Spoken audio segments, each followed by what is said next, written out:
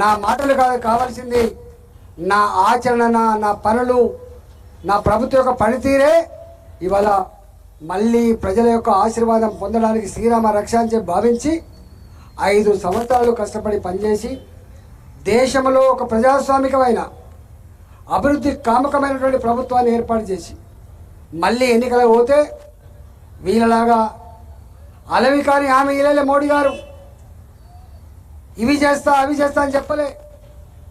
నేను 5 ఏళ్ళు నేను మీ ఆశీర్వాదంతో పనిచేసిన దాని నరసింగ్ అన్న ఇప్పుడు వస్తున్నావా ఇట్లా ఇట్లా ఇటు ఒక చేరి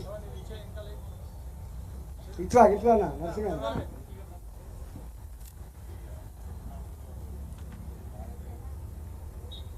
5 ఏళ్ళు పరిపాలన తర్వాత వీళ్ళలాగా 6 గ్యారంటీలు 66 సమస్యలు హామీలు ఇవ్వలే మోడీ గారు.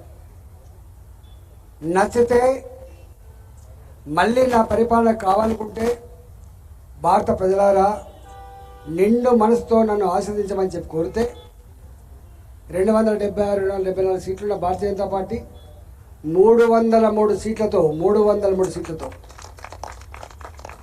నరేంద్ర మోడీ గారి నాయకత్వంలో ఒక అజేయమైనటువంటి గొప్ప విజయాన్ని భారత జాతి అందించింది. భారత జాతి ఏ నమ్మకాన్ని, ఏ విశ్వాసాన్ని మోడీ భుజాల మీద పెట్టిందో, భారతీయ జనతా పార్టీ చేతికి అందించిందో మళ్ళీ 5 సంవత్సరాలు కూడా ఎట్లా పరిపాలించింది మనం చూసాం. ఒకనాడు ఈ దేశం అంటే పేద దేశం, ఎవరో ప్రపంచంలో ఉన్న దేశాలు సపోర్ట్ చేస్తే తప్ప బతకని దేశం. వరల్డ్ బ్యాంక్ అప్పులు, ఏషియన్ డెవలప్మెంట్ బ్యాంక్ అప్పులు, బంగారం కుదపెడితే తప్ప జీతాలు లేని పరిస్థితి, ఆర్థిక వ్యవస్థ అంతా ఛిద్రమైపోతే ఇవాళ భారతదేశాన్ని 11వ ఆర్థిక వ్యవస్థ ఉన్న భారత్ని 5వ అతిపెద్ద ఆర్థిక వ్యవస్థగా తీర్చిదిద్ది ప్రపంచానికి ఎవరికి ఏ అవసరం ఉన్నా సాయం చేయగలిగేటువంటి స్థాయిలో ఉన్న దేశం భారతదేశం. ఇవాళ మీరు చూసినో లేదో నిన్న శ్రీలంకకు పోయిండు, మీకు మా సాయం అందిస్తామని చెప్పచ్చు. ఒకప్పుడు కరువు కాటకాలతో బిక్కుబిక్కుమంట బతికింది దేశం. బెంగాల్లో కరువు వస్తే లక్షల మంది చనిపోయిన చరిత్ర మనం చూసినాం. కానీ ఇవాళ ప్రపంచంలో ఎవరికి ఆకలేసినా, ఎవరికి ఆపద వచ్చినా, ఎవరికి అవసరం వచ్చినా ఆదుకోగలిగే, సాయం చేయగలిగే, అన్నం పెట్టగలిగే శక్తి సత్తా భారత్కు మాత్రమే ఉందని చెప్పి నేను చెప్పట్లే, ఇలా మేధావులంతా కూడా మాట్లాడుతున్నారు. అంటే గంత గొప్పగా మనం పైకి వచ్చినాం. మనం చూస్తున్నాం దేశంలో ఒకప్పుడు ఎన్ని మెడికల్ కాలేజీలు ఉండే, ఎన్ని మెడికల్ కాలేజీలు ఉన్నాయి. ఒకప్పుడు ఎన్ని కిలోమీటర్ రైల్వే లైన్లు ఉండే, ఇప్పుడు ఎన్ని కిలోమీటర్లు కొత్త వేసినాం. సింగిల్ ఉంటే డబుల్ ఎట్లు వేసినాం, డబుల్ ఉంటే త్రిబుల్ ఎట్లు వేసినాం. మీరు ఎప్పుడైనా పోయి చూడండి. రేపో మాపో అయితే నీ సికింద్రాబాద్ కూడా ఆవిష్కరించబడుతుంది.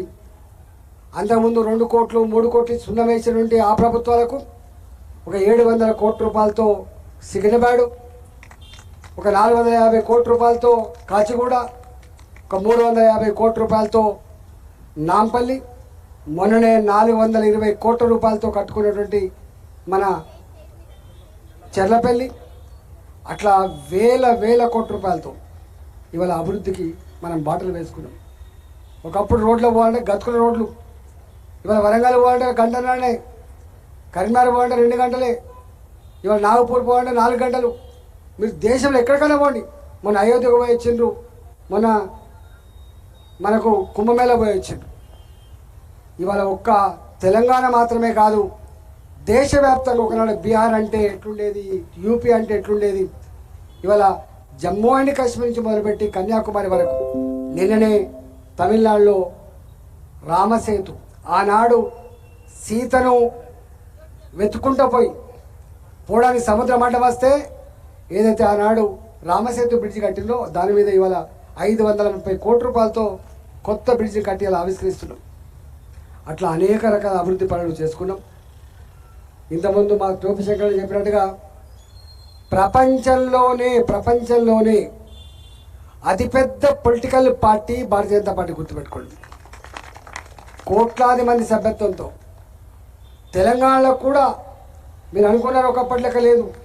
తెలంగాణలో కూడా 40-45 లక్షల సభ్యత్వంతో మొన్న జరిగిన ఎన్నికల్లో 35% ఓట్లు సాధించి 17 పార్లమెంట్ సీట్లుంటే 8 సీట్లను గెలుచుకొని రేపటి కాలానికి ఎప్పుడు మళ్ళా రాష్ట్రంలో ఎన్నికలు జరిగినా గెలిచే పార్టీ భారతీయ జనతా పార్టీ మాత్రమే అని చెప్పి సంకేతం ఇచ్చింది.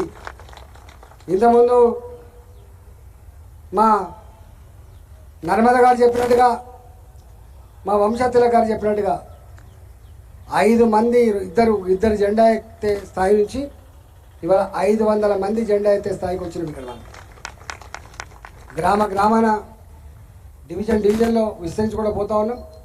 తప్పకుండా ఇవాళ మనకు శ్రీరామనవమి కాబట్టి అందరూ బిజీ ఉంటాం. మళ్ళీ మనం మాట్లాడుకుందాం.